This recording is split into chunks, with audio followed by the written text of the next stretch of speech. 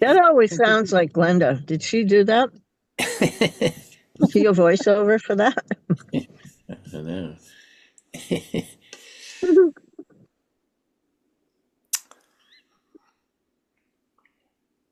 Okay, so what you got today? I don't know. I'm trying to think. I was doing a job today. I'm kind of dingy, tired. Mm. But I'm happy to do this. It's something different than banging nails. So I actually wrote a poem, I think this morning. I can't remember. But I don't know if it's any good. But Glasses. yeah, I definitely need them tonight.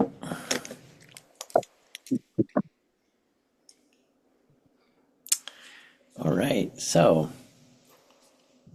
That sounded like Glenda. Does that mean she's here? she's here. Yes, I'm here. Oh, good. Okay.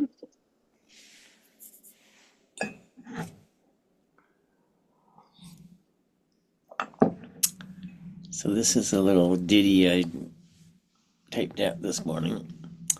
This morning I find myself in my mind complaining about the world, about people I know, and I'm lecturing them on how they should be. I can spend a long time doing this. Then I think, what about me? Am I really living what I believe? I see it's not really about what's out there, but what's in me. If I'm true to myself, then that's what the world needs. And if I can never know the outer results, then at least I know what's in me. Then I'm living the universal truth. And what's outside I can be magnanimous toward and wish only well. That's nice. I resonate. I resonate with that. Yeah. Like, oh my God.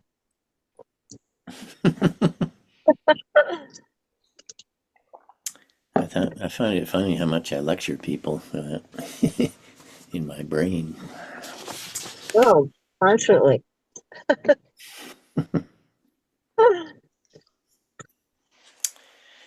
Well, let's read a few of my poems. Let's see, The Bullfrogs. I've read this one many times, but well. The bullfrogs. Even though I try to sit quietly, the bullfrogs stop croaking. Now I'm watching some small birds skimming across the pond. When they disturb the water, I know they've got to fly. And after a while, the frogs forget I'm here. They resume their resonant plea, waiting for a reply. A lady mallard leads 2 ducklings by me. They circle the pond. I assume she had more at the beginning. Time is eating us all, I think, and now it's time for me to go. Sun is setting behind the trees. As I stand, the bullfrogs go quiet. I wait, remember to feel my weight on the ground, fill my lungs with primal air. The mother duck has circled the pond and is back in front of me. I remain quiet, and then the frogs start in again. For a moment, I understand patience and acceptance, and I wait like the bullfrogs for desire to pierce my heart.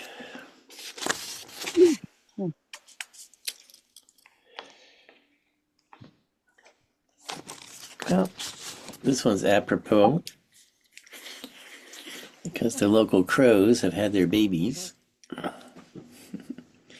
The adolescent crow. We hear the adolescent crow all morning. He's a noisy little spud. His instinct tells him to be demanding. It's the only way to continue living. I've been told I was quiet as a baby. Even now I don't toot my own horn much. I guess it's a little disadvantage. People think I'm too mellow.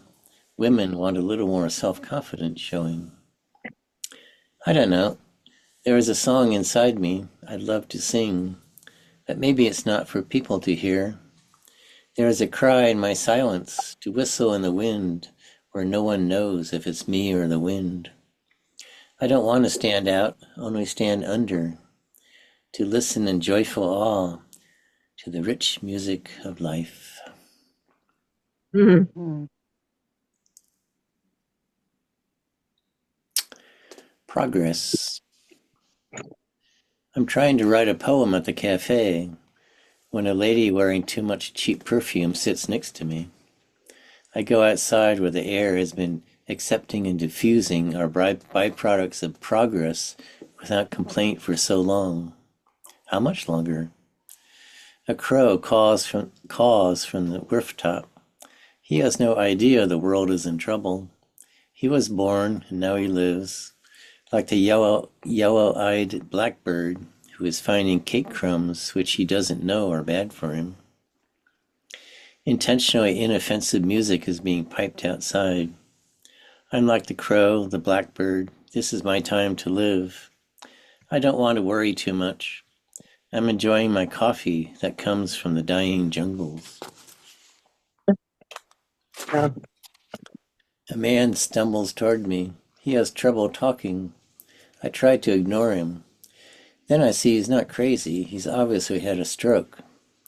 There's an intelligent man in this damaged body, determined to communicate. He has seen my poetry books. At last I understand him.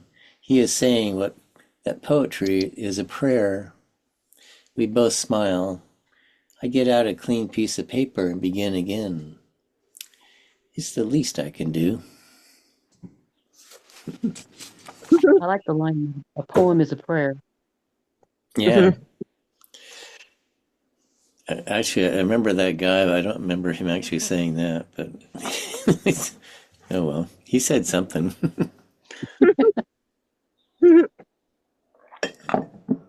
I had a crow sitting outside the window at my doctor's appointment today. Speaking of crows. There's a lot of crows around these days. Yeah.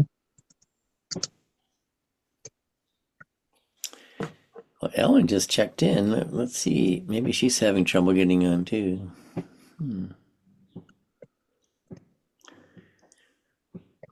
I wonder if Zoom is so popular they're like overloaded with stuff.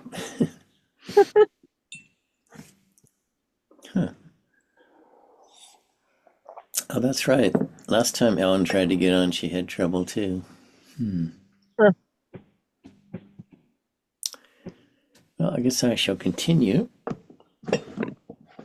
Oh, there's Ellen. Hi, Ellen. Thanks for making it. She doesn't have her on.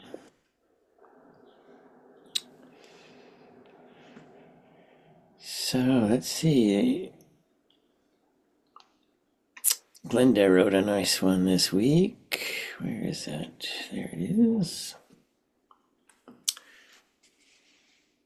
Okay, this is Glenda's poem of the week.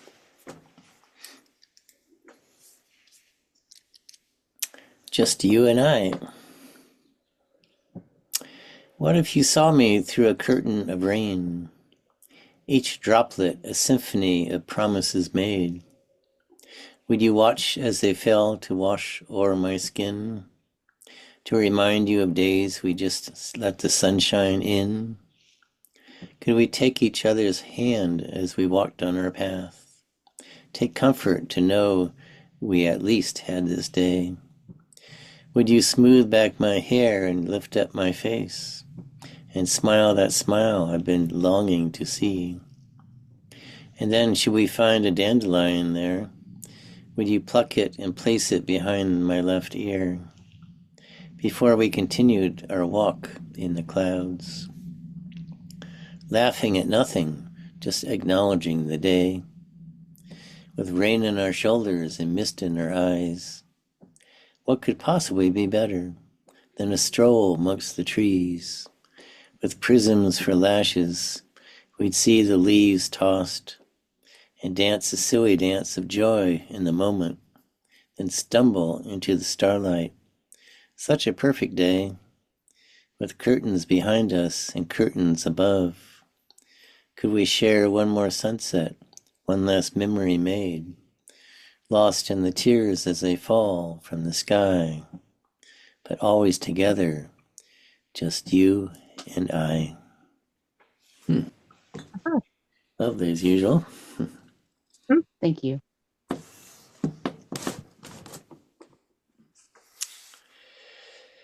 Yeah.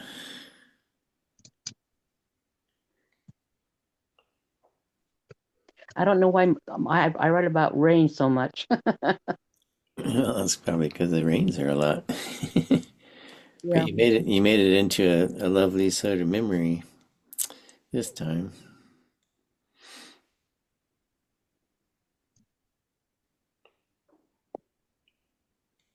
Yeah, lovely. Thank you. Okay. Let's see. I guess now I read some other poetry.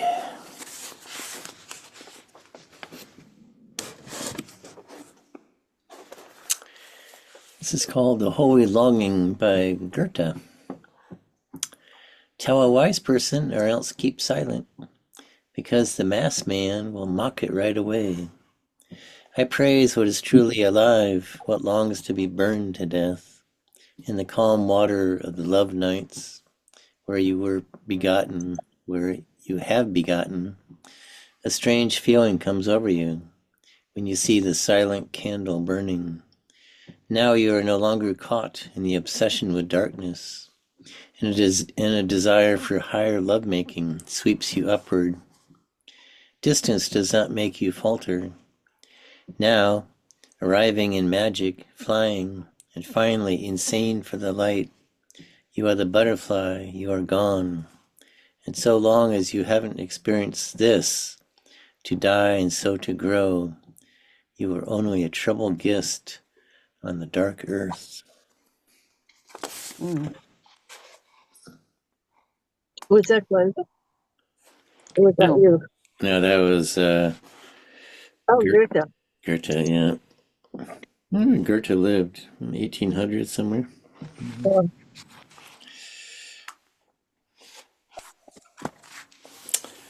fact, here's another little Goethe. The second poem the Nightwalker wrote. Over the hilltops, silence, among all treetops, you feel hardly a breath moving. The birds fall silent in the woods. Simply wait, soon you too will be silent.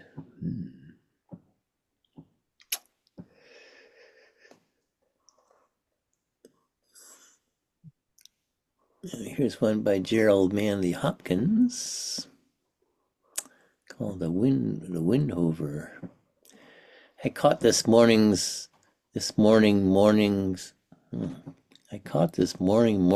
minion king, kingdom of daylight, Dauphine, dappled down, drawn falcon in his riding. Of the rolling level underneath him steady air and striding, high there, how he rung upon the rein of a wimpling wing, in his ecstasy, then off forth on swing, as skates, heel sweeps, smooth as a bow bend, the hurl and gliding, rebuff the big wind, my heart in hiding, stirred for a bird, the achieve of the mastery of the thing, brute beauty and valor and art and act, O air, pride plume here, buckle in the fire that breaks from thee, then a billion times told lovelier, more dangerous, O my chevalier, O wonder of it, sheer plod down, plow down, Cillian, shine and blue bleak embers, ah my dear, fall gall thyself in gash gold vermilion. Oh, wow, wow. that was a mouthful. Thank I you. have no idea what he was talking about. Something about a bird, I think. That's all I got. Hmm.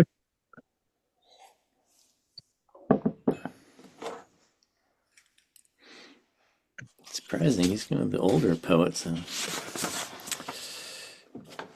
Let's see.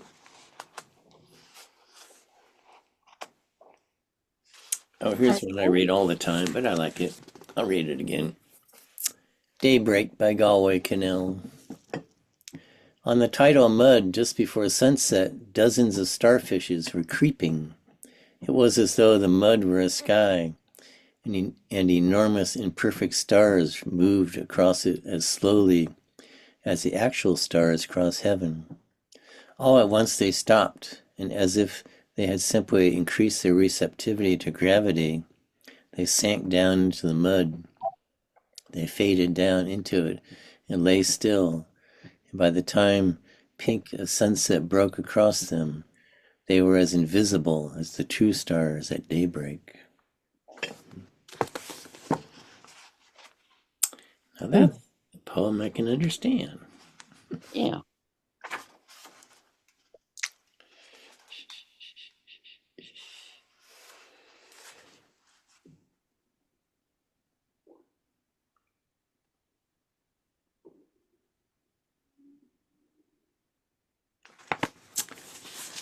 Here's one by Wallace Stevens. The Old Lutheran Bells at Home. These are the voices of the pastors calling in the names of St. Paul and the halo of John, and of other holy and learned men, among them great choristers, propounders of hymns, trumpeters, Jerome and the scrupulous Francis, and Sunday women, the nurses of the Spirit's innocence. These are the voices of the pastors calling, much rough end being to smooth paradise, spreading out fortress walls like fortress wings. Deep in their sound the stentor martin sings. Don Juan looks outward through his mystic brow. Each sexton has his sect, the bells have none. These are the voices of the pastors calling, and calling like the long echoes in long sleep, generations of shepherds to generations of sheep. Each truth is a sect, though no bells ring for it. And the bells belong to the sextons, after all, as they jangle and dangle and kick their feet. I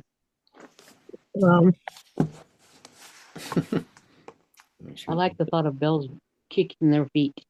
Yeah. Yeah. I've been reading the love song of J. Alfred Prufrock Oh, lately. T.S. I always find Eliot so depressing somehow. That guy was just a downer. Well, yeah. Having been hacked so much, that's kind of my. You're feeling T.S. Eliot just. What else is there to read in this?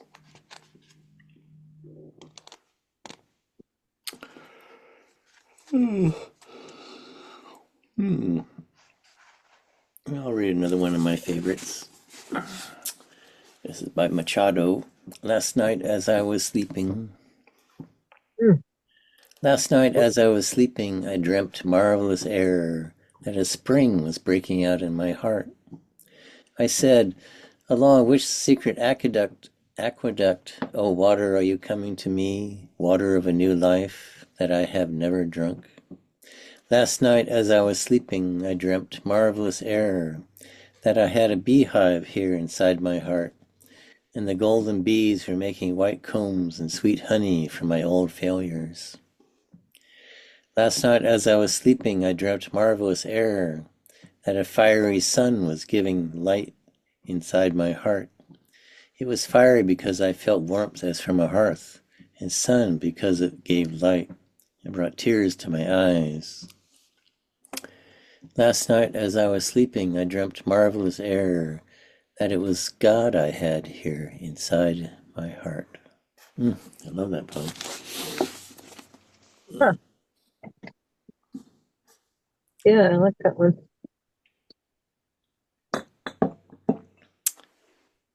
Let's see. Is it Mary time? Maybe it's Mary time.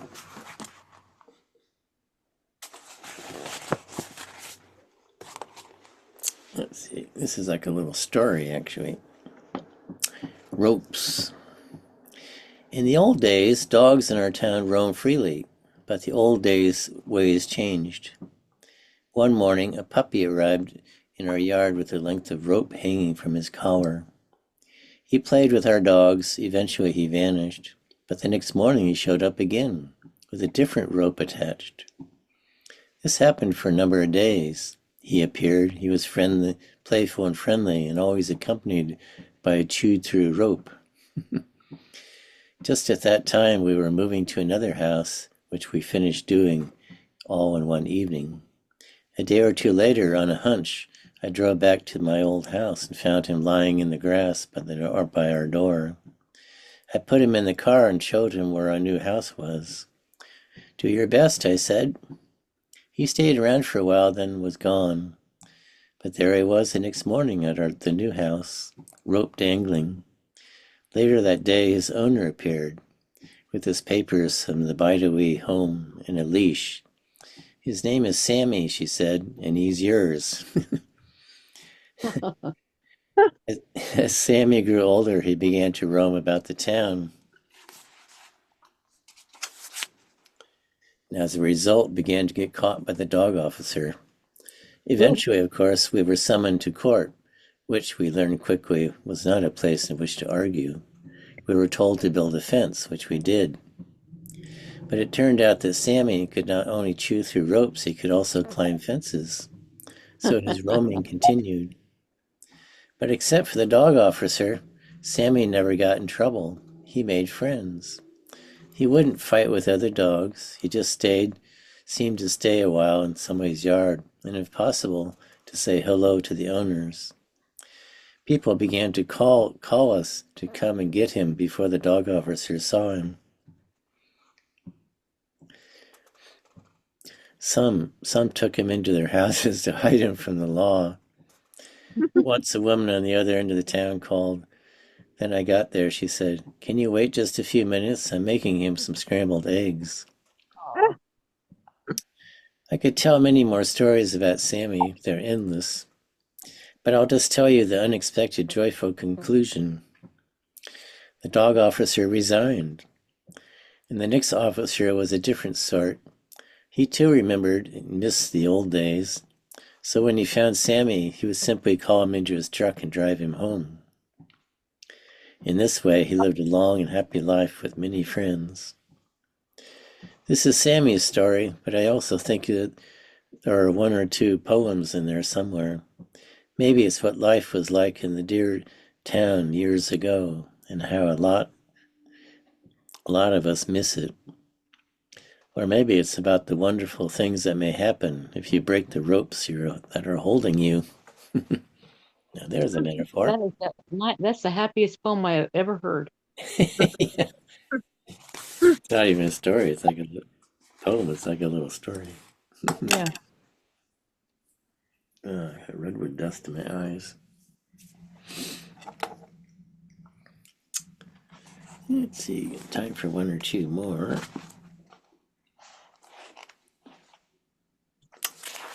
Percy, our new dog, named for the beloved poet, ate a book which unfortunately we had left unguarded. Fortunately, it was the Bhagavad Gita, of which many copies are available. Even now, every day now, as Percy grows into the beauty of his life, we touch his wild, curly head and say, "Oh, wisest of little dogs."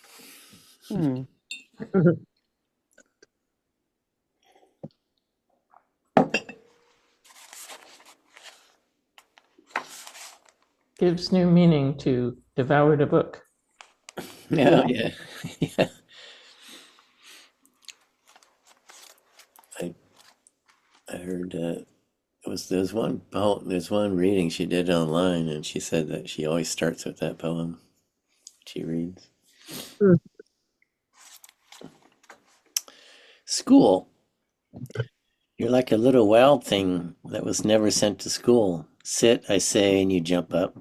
Come, I say, and you go galloping down the sand to the nearest dead fish with which to perfume your sweet neck. It is summer. How many summers does a little dog have? Run, run, Percy. This is our school. You can tell how much she loves her dog. Oh, she was like the dog lover of all time. Yeah. Little dog's rhapsody in the night. He puts his cheek against mine and makes small expressive sounds. And when I'm awake or awake enough, he turns upside down, his forepaws in the air, and his eyes dark and fervent. Tell me you love me, he says. Tell me again. Could there be a sweeter arrangement? Over and over he gets to ask. I get to tell. Hmm.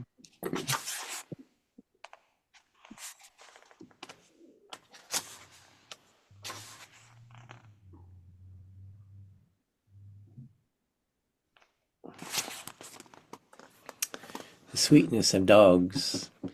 What do you say, Percy? I am thinking of sitting out on the sand to watch the moon rise. It's full tonight. So we go. And the moon rises, so beautiful it makes me shudder. Makes me think about time and space. Makes me take measure of myself. One iota pondering heaven.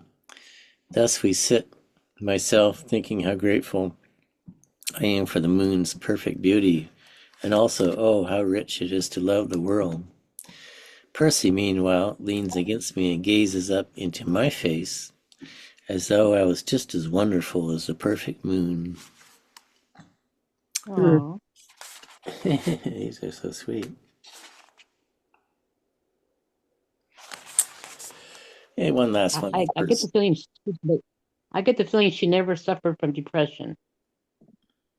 Oh no, I think she might. She had a very tough childhood. So she Oh, did she? went through some hard times. Yeah, she was abused, but she found her refuge in poetry in the woods. Mm-hmm. Yep.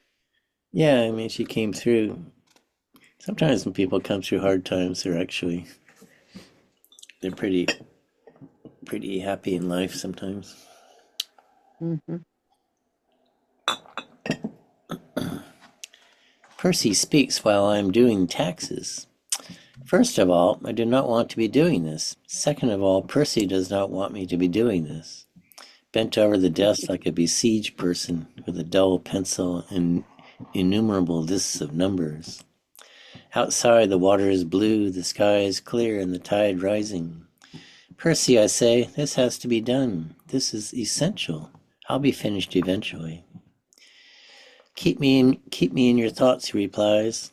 Just because I can't count to 10 doesn't mean I don't remember yesterday or anticipate today. I'll give you 10 more minutes, and he does, then shouts. Who could resist his favorite words? Let's go. Aw. Alrighty, I think our time is up. Yeah. Thank you, Jen. Thank you, John. Hope y'all have a good week. And thanks for You coming. too. Yeah. All right. And I'll see you Bye. all. See you next week. Bye-bye. Bye. Bye-bye.